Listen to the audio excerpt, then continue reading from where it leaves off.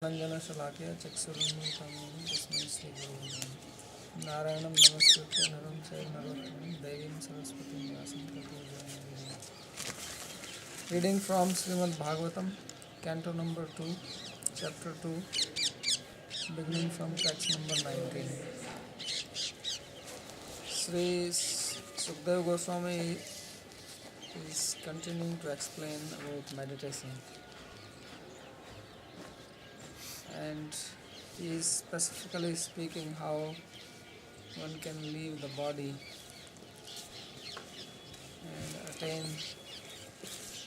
transcendental position. So in the next three verses, 19, 20 and 21, he is going to give a process how one should give up the body. People talk about keeping the body. Sukadeva Goswami is explaining Tell me about it. how to give up the body and then never to have it again. It's such a problem. So in this verse it says, Itham munestu prameda vyavasthito vijnana virya surandhitashaya स्वपार्षेणापीड्य गुदं ततो नीलं स्थाने सुषट्सूं नमयेज्जितक्लमः नाभ्यां स्थितं हृदि अधिरोप्य तस्मादुदानगत्यो ऋषिं तं नयेन्मुनिः ततोऽनुसन्धाय धिया मनस्वी स्वतालमूलं सन्कैर्नयेत् तस्माद्भुवोरन्तरमुन्नयेत निरुद्धसत्ताय तनोनपेक्षः स्थित्वा मुहूर्तार्धमकुण्ठदृष्टिर्निर्भिद्य मूर्धन् विसृजेत् परं गतः. Says that in this way a muni, which means a yogi, who has become free from all his material entanglements, he has burned them. Surandhita ashaya. Ashaya means heart, because it comes from the root she, which means to sleep. So heart is the place where a lot of things are sleeping, and many of these things they become awake when we sleep. At night in the dream, so many things come, and then when you wake up you wonder why you had such a dream and what was the meaning. So there are a lot of messes, lot of records lying inside, files.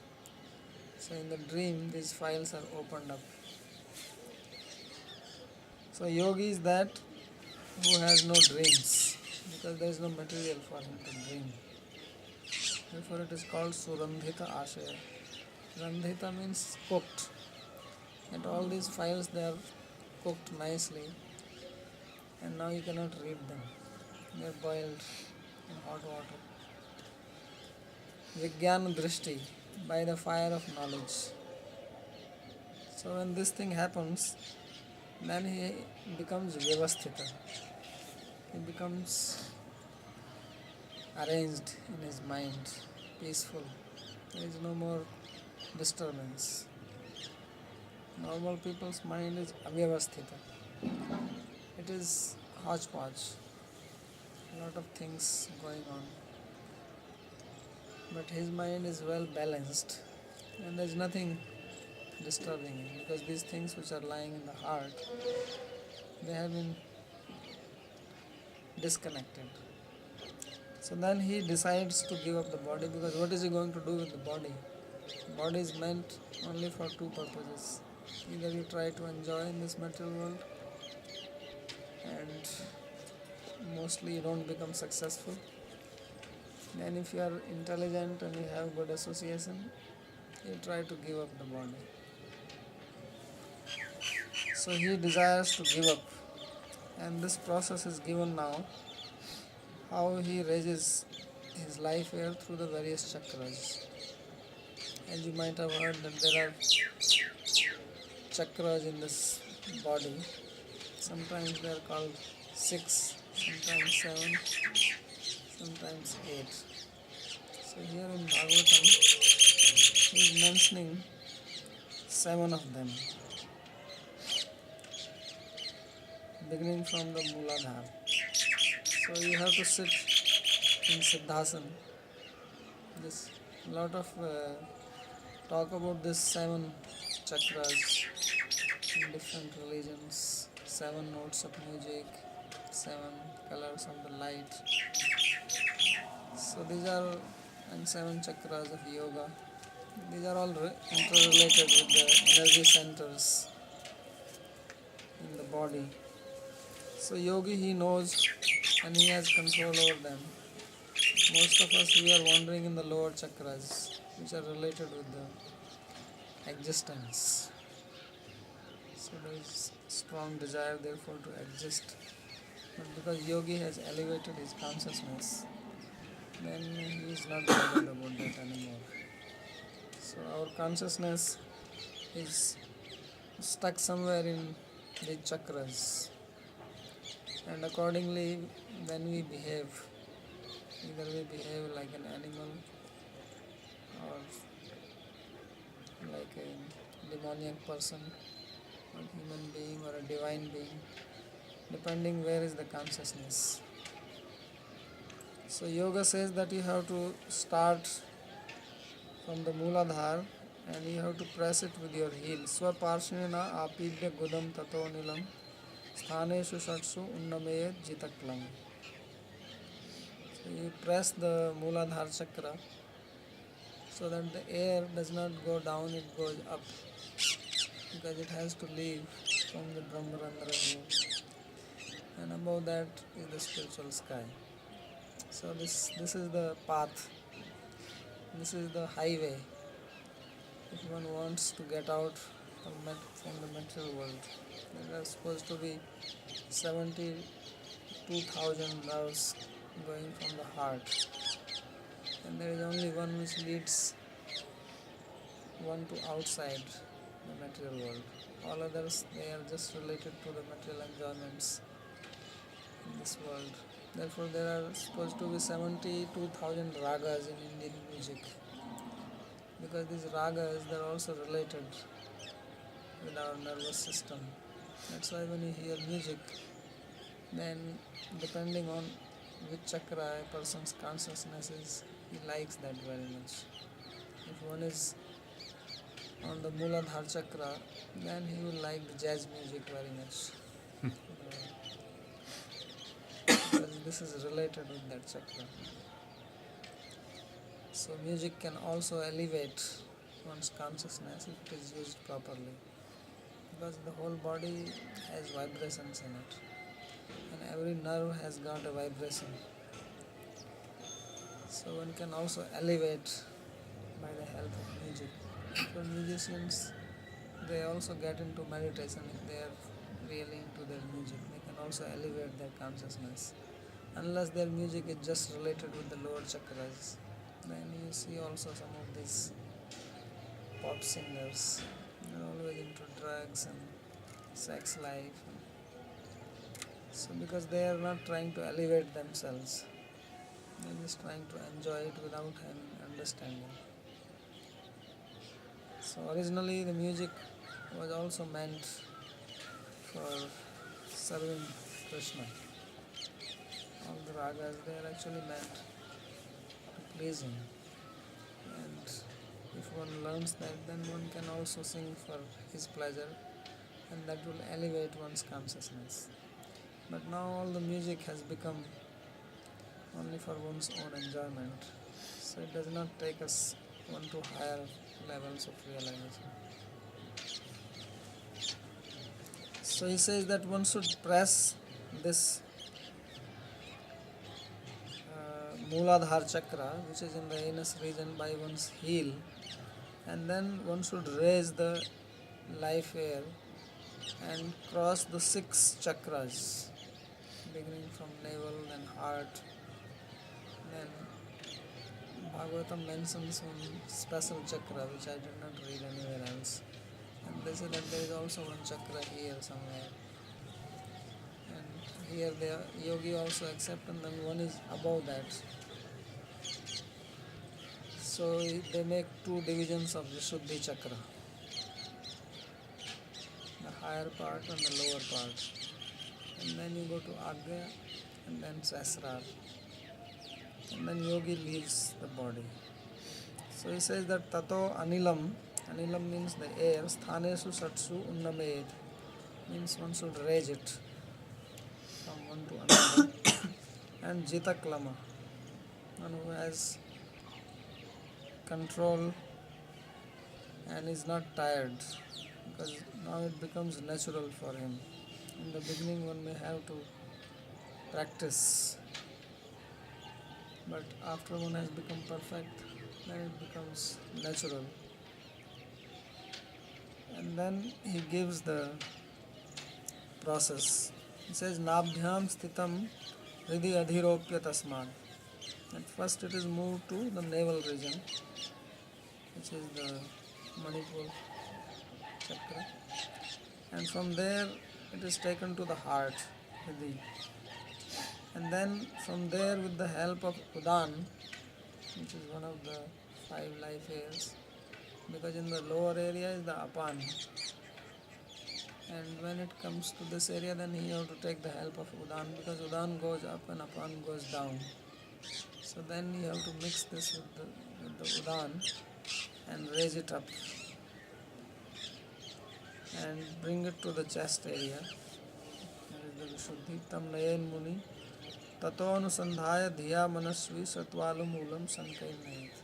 And then it has to be brought inside, up in the palate area. And from there, Tasmad Bhruvorantaram Unnayet. Then it has to be brought in between the eyebrows, this Agya Chakra. And from there, it has to be brought up by closing all the 7 holes, the nostrils, mouth, and ears and eyes. So these 7 gates have to be closed. And otherwise, if you try to take it up from there and put pressure, it will come out from the mouth or from the nose or from the ears. And then one will take birth in the higher planetary system. So if one wants to go out of this universe, then one has to make sure that the life here does not leave through any of these holes. It has to go out from Brahm. This is where we keep the Shikha to protect the Sahasrar or the Brahmarandra. There is possibility of breaking it in the soft area. And then life here can leave and one becomes liberated. So therefore it says Niruddha Saptayano Anapeksha, that not having any attachment or any care for anything, one should Sthitva Muhurta Ardham Akunta Drishtim Nirbhidya Mudhan Vishrajet Paramgata. So then one should stay there for some time. It says for half a muhurta, for 24 minutes.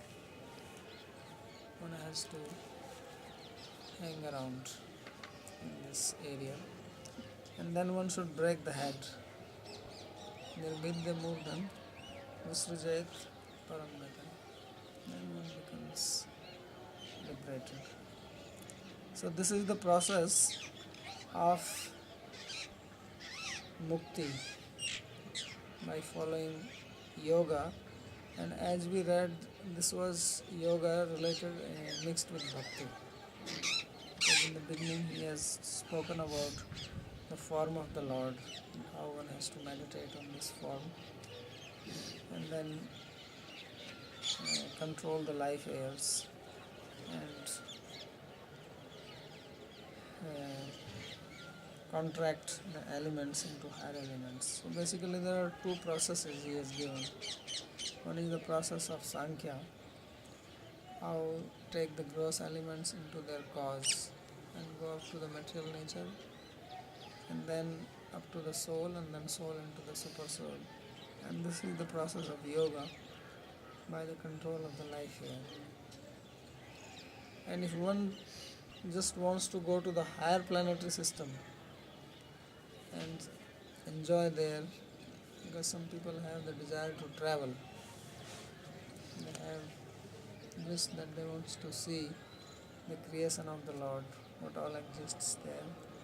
So then one has to give up the body along with the subtle body.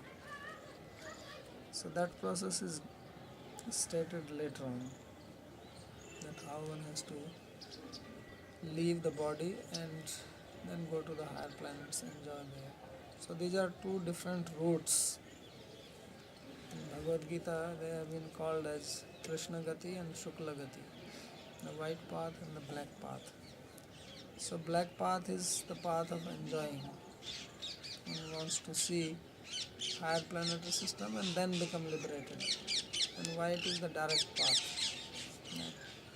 This is a non-stop flight. There are no breaks. You go straight. And the other one is that it breaks in many places. And you get some refreshment. You go out, see around, go to the city, spend few days, come back, join the flight. So these are two separate processes, separate paths which are described here. So Sri Vishwanath Chakravarti Thakur says, Itham Brahmatvena Vyavasthito Muni. Says when Muni has become situated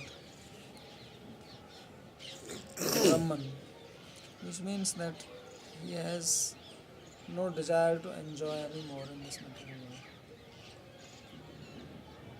He has absolutely no attachments and no identification with material body. Then this is the process to give up. Tu shabdena yadi prayasyan iti vakshamanat sakamat vishesha. So by using the word tu, itham munistu parameda, he is differentiating between the other person who has some desire to enjoy, which will be described in text number 22. So that means this person has finished his business once for all in this world, and he has no interest to hang around in this material world. विज्ञानम अनुभव एव दृग् दृष्टि तस्या वीर्येण बलेन सर्वतो निभालन आदित्येन सृष्टु रंधिता आशया अति सूक्ष्म अपि विषय वासना येन से. So by his own experience, which becomes his vision and which is the power, he has removed all his Vishaya Vasana, the subtle desires to enjoy. So these vasanas, they are not very strong. If you just look at them with firm vision, then they evaporate. Like if you try to observe your mind, then it starts becoming thoughtless after some time. This is the Vipassana process. Just observe. So this is their characteristic, that if you observe them, then they become nervous. They are very shy. Then they want to hide, they run away. So if you become a good observer, you get Vijnana Drishti, as he says here, Vijnana Drig Virya. So that will give you virya or strength to burn these desires. So of course that seeing has to be done with Vijnana. It has to be coupled with knowledge. And knowledge here means realized knowledge. You have already seen or you have understood that all these desires which are coming in my mind, even if I try to act on them, try to enjoy them, still it doesn't satisfy me. So when one has understood this and has firm faith in this based on realization, one is experienced, then one becomes free from them. And they don't bother you. So it's something like children, they play the game of hide and seek. So there is one boy and he tries to find everybody who is hiding. And once he seeks them, then the game is over. And he has won, he's finished. So one has to have this power, this vision based on experience. And then the desires, they don't bother you anymore. Because if you try to analyze the desires which arise in the mind, then there is no strength in them actually, they are not so powerful. It is because we don't want to visualize, see them as ourselves being separate from them, rather we join them and then they become very powerful. So they actually ride on our strength. By themselves they are not powerful, they have no power. So when they get us as the carrier, then they are very strong, then there is no possibility of controlling them. But if you can segregate yourself from them and see them, then they are finished. So that's why in Bhagavad Gita, Krishna says, Pashyetan, that you see these people who have come here to fight. His first thing is seeing the army. So these are all the attachments, all the desires which are there inside us. So a practitioner who has to fight, and Krishna will help us if we are willing to fight, then first thing is that he has to see them and then not become compassionate towards them. So our problem is that we become compassionate, that oh, this is my desire, this is my vision, this is my creation, this is my idea, this is my imagination, and how can I give it up? This is my life. How can I even live without them? I prefer to die. This is what Arjuna was saying. And how can I live without all my relatives? He says, even the kingdom of 3 worlds cannot satisfy. He says, better that I get killed. I am so sinful that I am trying to kill them. So one has to have Vijnana Drik Virya, this power of realization, power of experience, Vijnana. And then nothing can trouble you. Then you become fixed, Nishtha. Then you are free from the anarthas, anartha nivritti. So anartha nivritti happens like this. Therefore when you chant, then all the anarthas, they come up. And you feel that my mind was more peaceful when I was not chanting. And when you chant, it becomes more disturbed. So what is this? So all these, our relatives, friends, acquaintances, they all come up. They say, we also want to hear the chanting. So at that time, you have to just see them and don't pay attention to them, they are finished. But if instead of putting your mind on the name, you start being friendly with them, then they carry you away. And then only the tongue is moving and you don't even know how much time has passed. So one has to have Vijnana Drik Virya, and then you are Vyavasthita. Then Vyavasthita means everything is arranged nicely. Then there are no more accidents in life. Because nothing is an accident. Everything is arranged. Everything is an arrangement of the Lord. Because we don't know, therefore we think that this is an accident which occurred. So you see everything, whatever happens, Krishna is there with you and he is arranging this for us to see. So it is good to see and feel happy. Because always some position, some situation is coming for us to understand and remove these vasanas. So therefore the Muni, he becomes Uparamed, means he becomes completely disassociated, disinterested.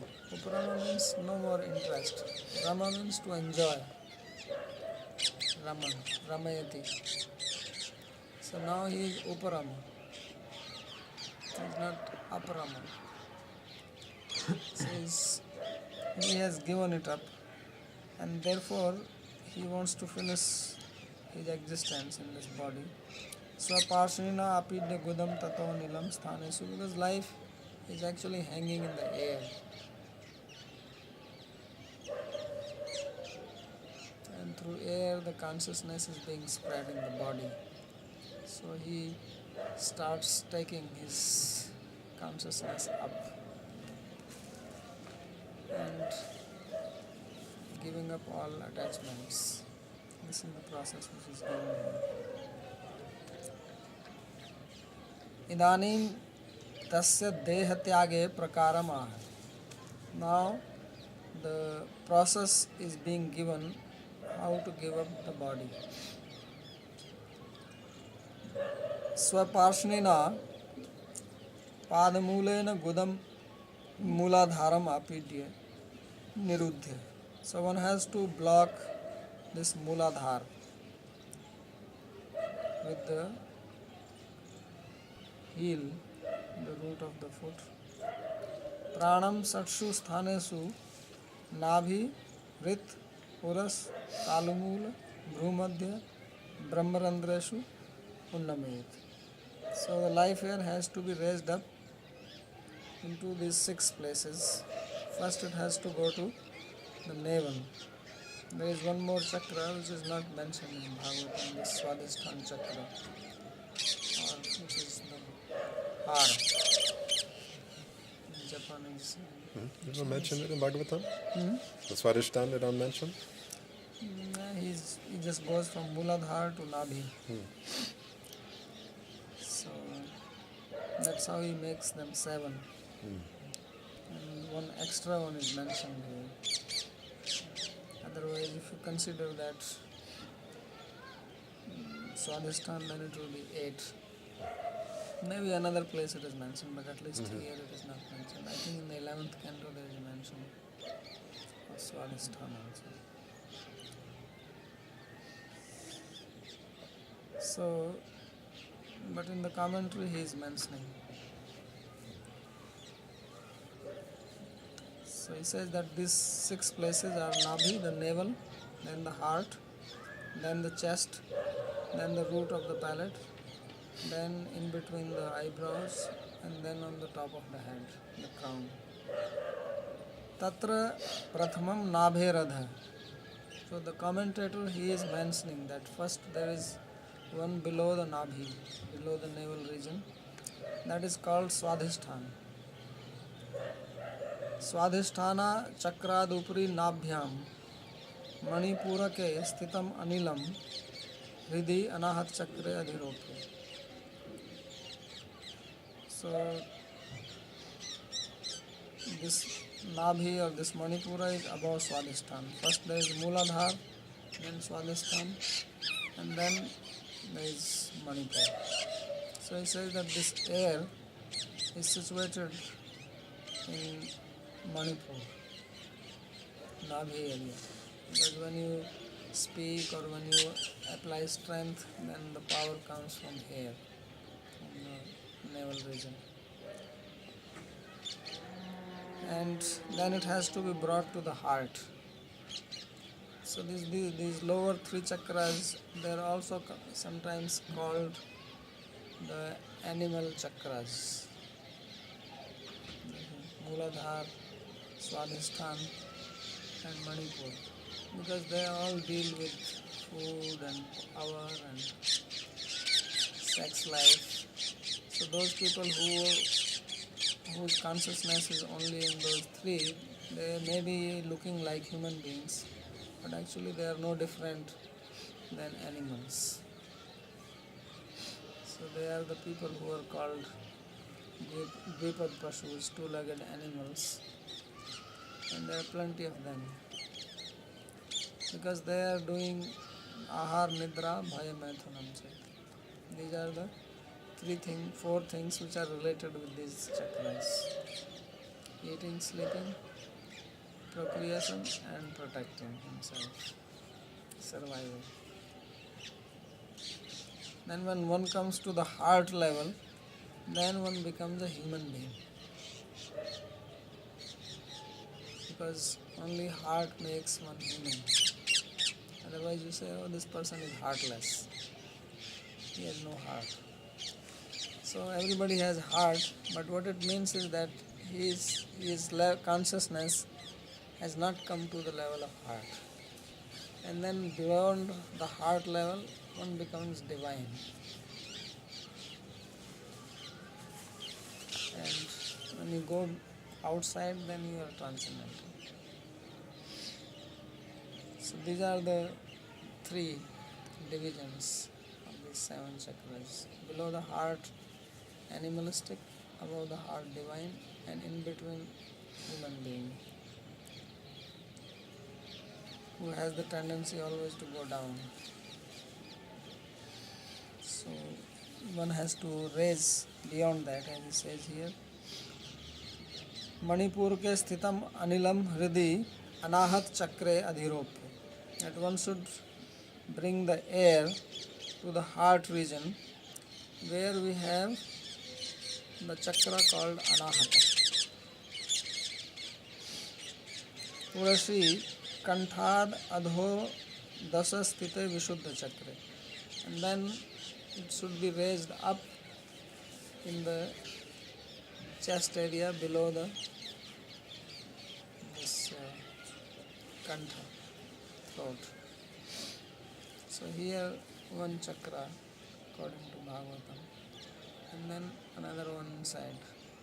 That they refer to it as Lalana chakra? Well, he calls both as Vishuddha. Then this is the lower part and this is the upper part. But usually the Vishuddha chakra is described in this area. So he refers to. So he says, Kanthad adhodesha sthite Vishuddha chakra.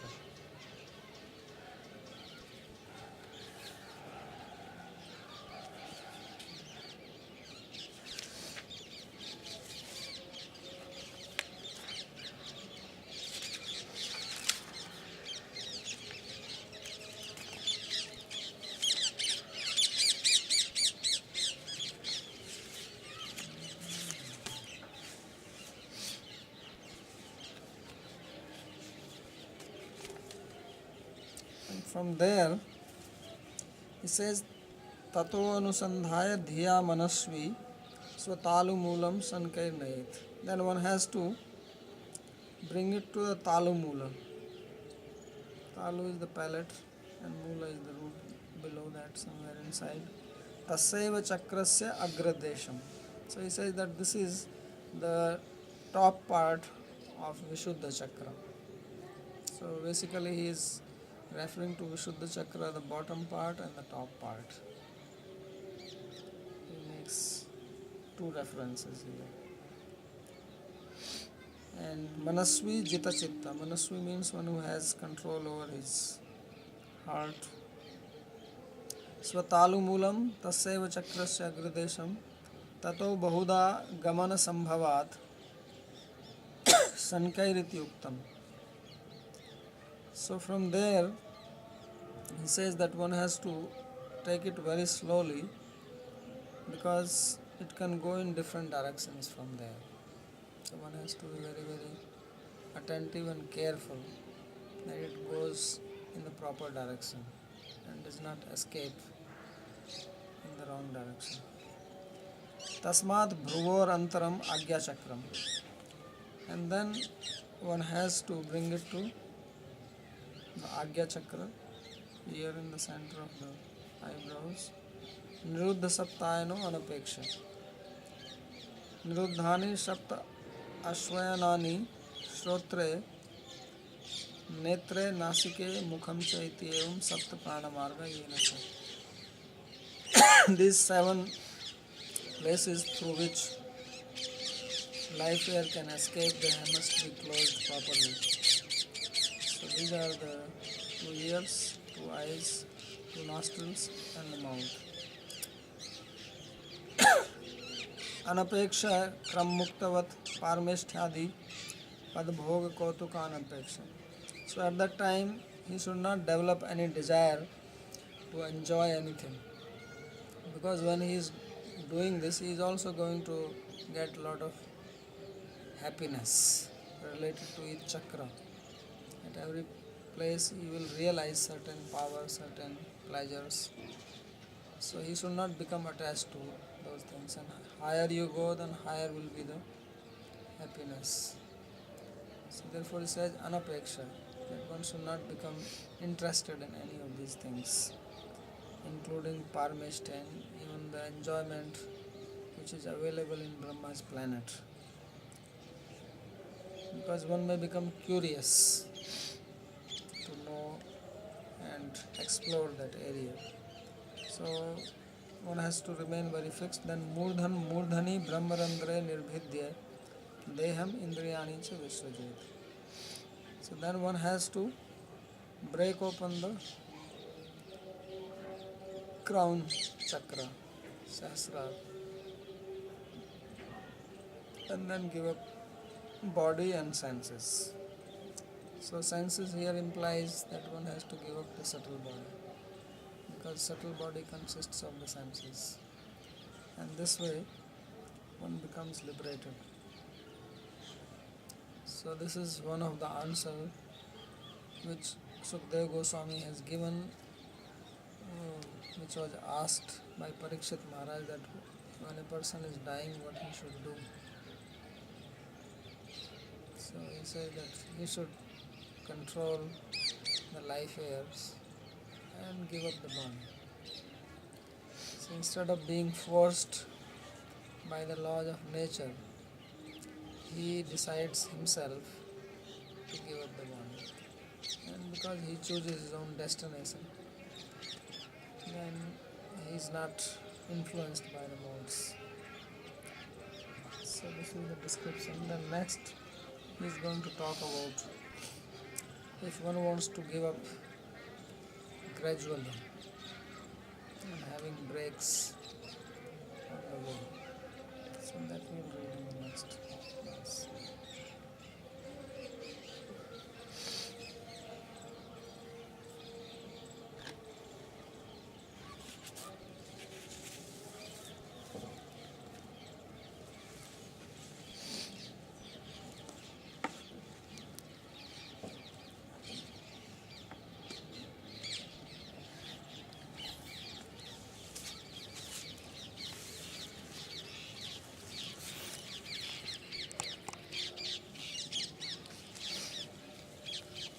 Aside from the whatever philosophical differences are there, between the Sankhya and Yoga, it seems that the Yoga has made practical what the Sankhya conceptualizes. Yeah, yoga is the practical part of Sankhya. Sankhya is more theoretical. Because in Sankhya what they are talking about is that you have to merge the material elements into the tanmatras, and tanmatras into the ego, and ego into the mahatattva. But actually how it is to be done, they don't give any process. Because in yoga, at least, in the, in the higher yoga systems, they're basically practicing, by if they're doing Kundalini yoga, they're basically on a daily basis, like going through this process that eventually will dissolve the body altogether. So it's not just at the time of death you do this, but Yeah, of course, it has to be practiced. It's only when you desire, then you don't again bring your life down. You have to just get it out. Otherwise, you keep on practicing. in Sankhya they don't seem to have any system at all. No, Sankhya, there is no system. So how do they, because they talk about liberation, in a sense. Well, what they say is that once you understand this, then they say that Maya is like a dancer on the stage. And when an actor comes on the stage, you don't know who is he. If he is an expert actor and he is dressed in costumes, so you cannot recognize him. So Maya is an expert actor, and she is on the stage alluring a living being. But if you can recognize what is Maya, which means you know all these tattvas, then they say that she is also very shy. Once it is recognized that, oh, actually this is Prakriti, like this, then she leaves you. This is their proposal of liberation.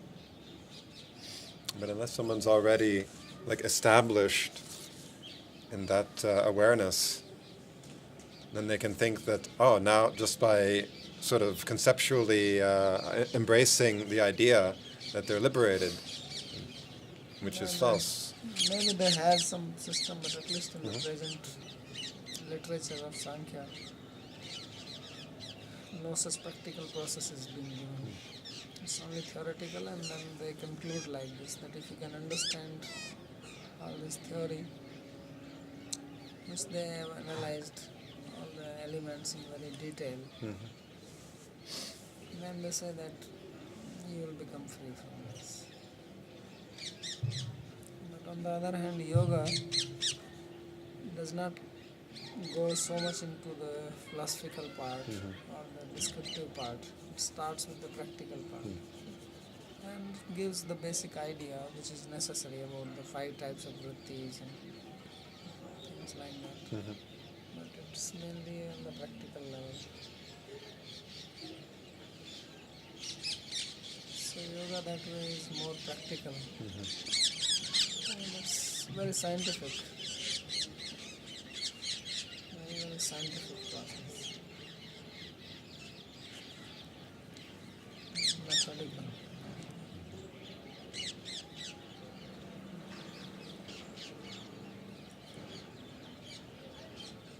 Just on a side point, on this one, just about the Sankhya, I was reading something yesterday. They were talking about this, he was making a critique of Shankar Vedanta, particularly in respect of the,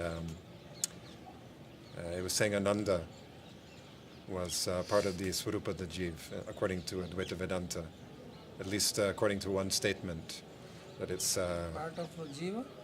not of the Jiv, but of Brahman. Brahman, you can say. That it was Chidananda. And so they were claiming that it's only Chit and not Ananda. And so this topic comes up a lot in our discussions as well, about what is the Swarupa Jiv. And but it just struck me in a very practical way, because they were saying in terms of consciousness, it's something that it's always with us. What we are conscious of may be subject to difference, but just the the faculty of consciousness is always with the Jiv in all states, waking, dreaming, and deep sleep. But we can experience directly that Ananda is not. It's not with us all the time. It's very rarely with us. So just in a very practical way of looking at things, that which is your very constitution can never be subtracted from you, can never be covered, can never be not present. Yeah, because there are different explanations about the Swarup of Jiva. In Nyaya, they say that Jiva does not even have consciousness. It's actually inert. The consciousness comes only when it is associating with the mind. Because according to them,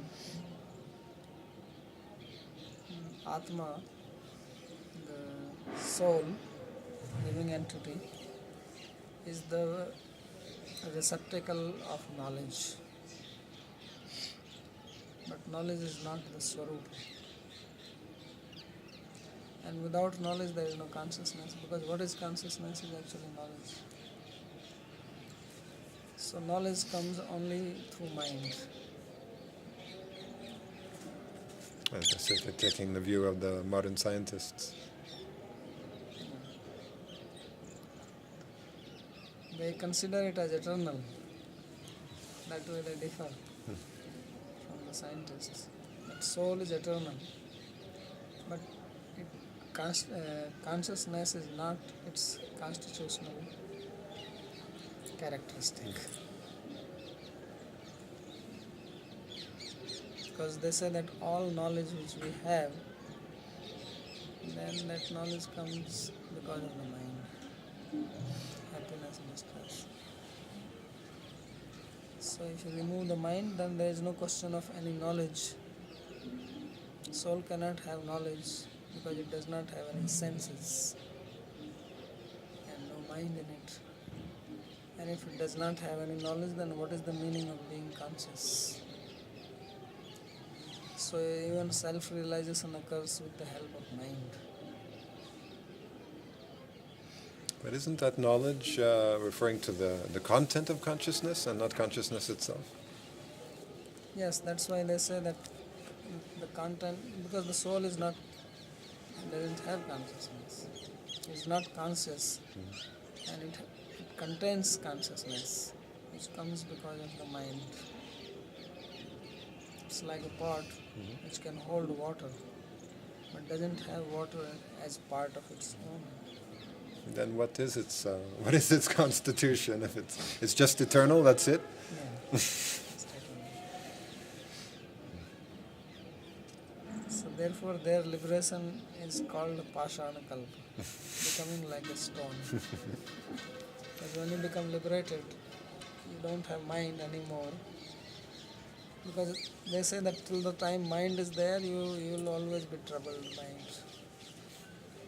And when you become free from the mind, then you have no knowledge, no thoughts, no idea, not even idea of I. And then you become like stone.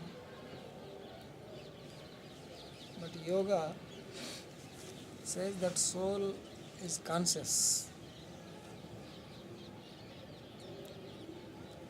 And knowledge is the vritti. They all have different explanations. And which they call it chitti or chittavritti. And when the soul reflects in that vritti and becomes one with it, then it has the experience. So therefore they say niruddha chittavritti nirodha. Yoga is chittavritti nirodha. That you have to annihilate all the chitta vrittis. Because when there is no vritti, then there is no happiness, no distress. So their mukti also does not have ananda, but there is consciousness. At least that much. So then you come to the Vedanta level. Of course, when I say Vedanta, then impersonalists, they are confused. They don't have a soul. For them, soul is just a designation of Brahman, which has been conditioned by Antakarana. Different opinions, 3 opinions basically, Advaita, followers of Shankaracharya. One is that it has been conditioned, one is that it is an upadhi, it's very difficult to translate. One is Antakarana Avichinna Chaitanyam Jiva, another is Antakarana Upahit Chaitanyam Jiva, and another is that Antakarana Pratibimbit Chaitanyam Jiva, that it is reflecting in the Antakarana, the heart, that is the Jiva.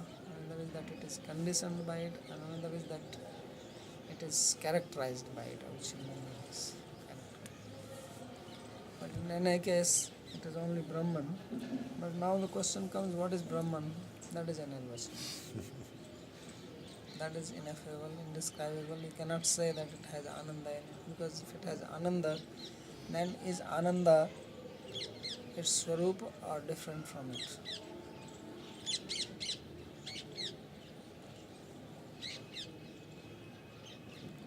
So, because what is Ananda? Is it part of its Swarup or not part of its Swarup? So they will say, well, it is part of Swarup. So if it is part of Swarup, then it has happiness, experience. Then it cannot be Advaita. Then it must also have the potency to experience Ananda. Because Ananda is something which we experience, then you must also have the ability to have that experience, which means you have to have energy. And if you have the energy, then you are energetic. Then there is duality. So ultimately what they say is that when it is said that Brahman is Satchidananda, then they say that Sat means existence, which means that it is not non-existent. It is not ignorant, and it is not Nirananda, it is not devoid of Ananda. They don't say that it has, then they only negate that it is not this, not this, not this. Now you can imagine whatever it is. That's up to you. So that's why they say it is Anirvachanam. So ultimately they don't even accept that Brahman can be called by the word Brahman. This is the whole fight between Vaishnavas and Advaitavadis. They say that Brahman is not the Vachaka. The word Brahman is not the word which gives its direct meaning. Because a word, when it gives direct meaning, when you say pen, then there is a sound pen and there is an object pen. So the word Brahman does not refer directly to the object Brahman. Because if it refers, then there will be two again. The word and the object. So then it says that it is only indicated, Lakshana. And then Lakshana is only external, but at the Brahman there is no word, there is nothing, no description, Anirvachanam. So it is only Vaishnavas who say that soul is conscious and it has the ability to acquire knowledge. So Dharma Bhut Gyan and Dharmi Bhut Gyan, as Ramanujacharya explains, that it has the ability to have consciousness, to have knowledge, and it is also conscious by nature in its own swarupa. The consciousness of I exist, cannot be taken away from it. So in impersonal philosophy, soul does not have the real ego. It's only in the conditioned state that it has ego. When you become liberated, according to them, then you don't have any ego. Therefore they say you have to give up ego. In our Vaishnava philosophy, we say that there is a material ego and then there is a spiritual ego. So we have to have the spiritual ego that Jivar Swarup hai Nityar Krishna Das. Das Bhuto Hare Reva Nanas Kadachana. It is the Das, that is the real ego. I am the servant. And I am the enjoyer is the acquired ego, identifying with this body. So only that identification has to be given up. The real ego cannot be given up. So that's where the big fight comes between Vaishnavas and Advaita Vedantas. It seems that with this niti-niti approach, that it's often overlooked that they look at all the things that they consider material, form, quality, name, so on and so forth. So when it's it must be not form, it must be not have quality, it must not be active. But they've first defined form as material form, quality as material quality. They don't even allow for the possibility that there can be something as, non-material form, non-material quality. This is So it's kind of a one-sided logic. this is the difficulty. That's why ultimately it end up in Shunyavad. Mm-hmm. Because they only come up to zero. Mm-hmm. Negativity. They don't have anything positive. So this is the height of negativity. in Dvaitavad. Everything is no, no, no, no, no. There is no yes for anything. Nothing positive.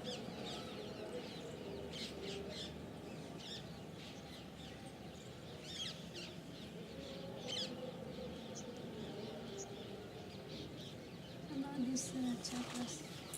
Chakra means that you can just go round and round and round, therefore you have to go above it. Yeah, but Don't get stuck in the chakra. you mentioned that there are three levels where there is some related to the lower. Lower instinct, animal instinct. Animal instinct, then two, and then one. But this type of happiness, that when the old trip is starting and the life here is slowly going up to all these things, and then they experience different type of happiness. So from where all are coming? Material happiness. Yeah, material happiness is experienced through senses. Yeah. So then they experience in the mind. So, from the sense on, mind is there. Okay. So at that point, then they don't have to become attached to it. If you want to go up, become attached, then you are stuck there because that is the meaning of attached. Like you attach a file to something, then you cannot find it somewhere else, it attached there. So then what about, because the first three are related to the material senses and everything, and then in the heart and the upper part is divine, no? So then they don't have to become attached also to the divine? Otherwise you go to the demigods, the heavenly planets. You know, divine happiness in which sense then? Material happiness also, like Material. heaven, Like, Indra's planet, or so then there's nothing related with this God. Bhur Bhuvasva, Jantap Mahal. Mm.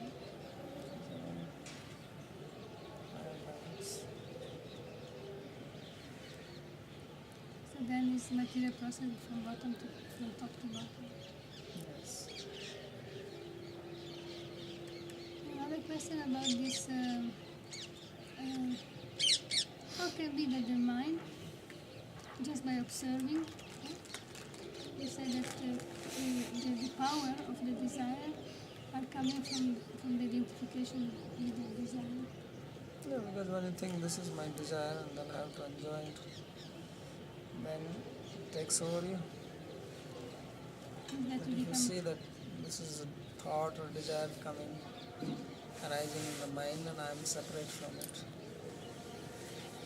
so you just observe it and then you don't think that you are there.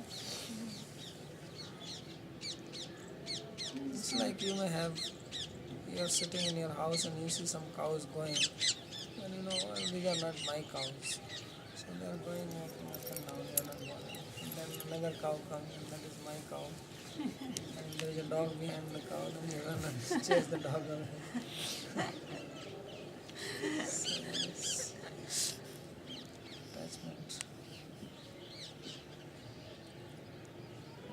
Actually, the problem is if we try to look at our thoughts and desires, from within mind itself, then you're still identified. It's like you have to step back from mind, and if you just, like in Vipassana, you watch the thoughts arise and disappear. Then at first the mind is like just crowded with thoughts, but as you start to watch them stepping back from mind, then it's just like, something floating across, the space of consciousness, and there it goes, And then there's another one, and gradually, as you say, you just see them as little strands, and the space between them expands, and then it's like you're looking at a sky with Like stars. Birds flying. So you look at them, they're just gone. But you can also move with them. This is my bird. So this, there was one man, he was going on the street with his cow, and when Sadhu was walking with his disciple, and he said that this man is tied to the cow. His disciple said, how you say it is the cow which is tied to the man? He says, no, this man is the slave of the cow. So he says, we don't believe this. So he took a knife and went and cut the rope. And the man became so angry. He says, what did you do? Because as soon as he cut the rope, the cow ran away and he lost his cow. So he was running behind. So then he said, now you see, the cow was there tied with the rope and the man is not tied with the rope and yet he is running behind it.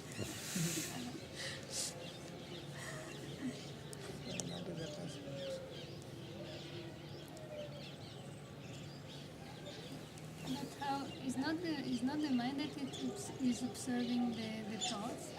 Mind does not observe thoughts, mind creates thoughts. Yes.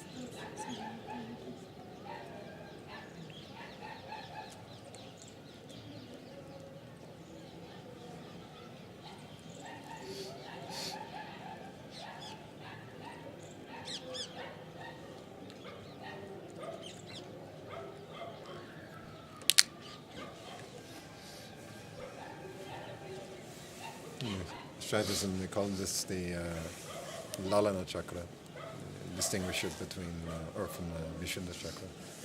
Yeah.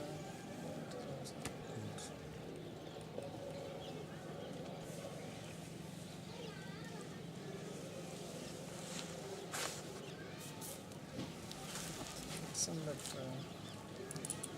uvula. At the uvula level, this Lalana chakra. At the palate, yeah. I mean, in different systems, they can go up to 100 chakras. You know, some of them.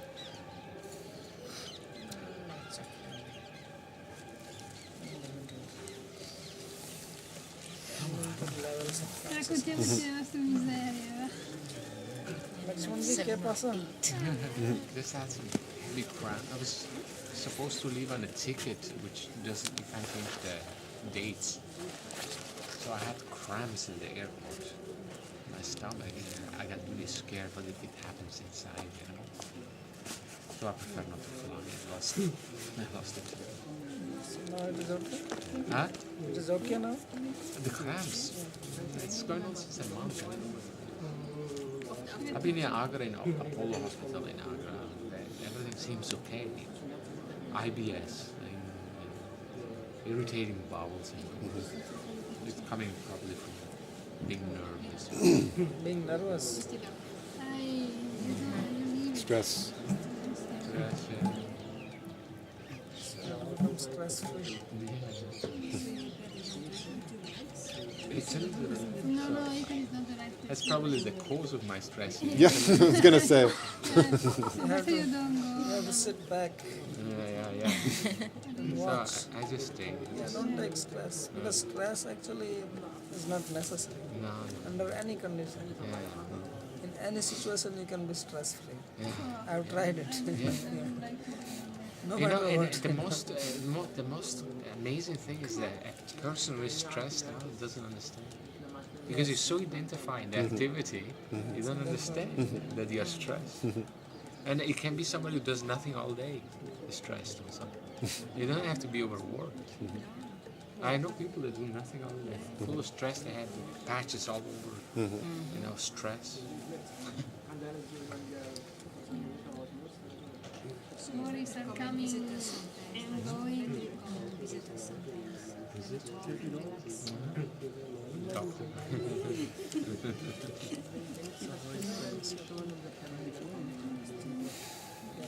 Stress. Zero hospital.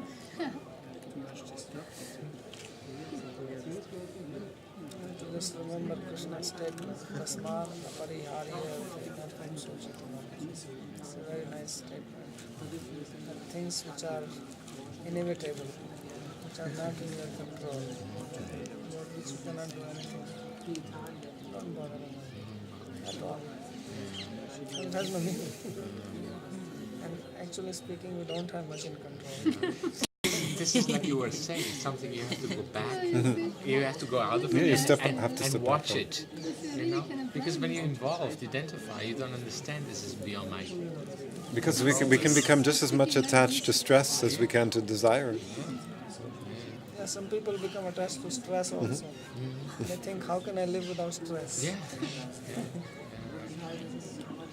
If you ever see a Woody Allen film, it's like the classical neurotic,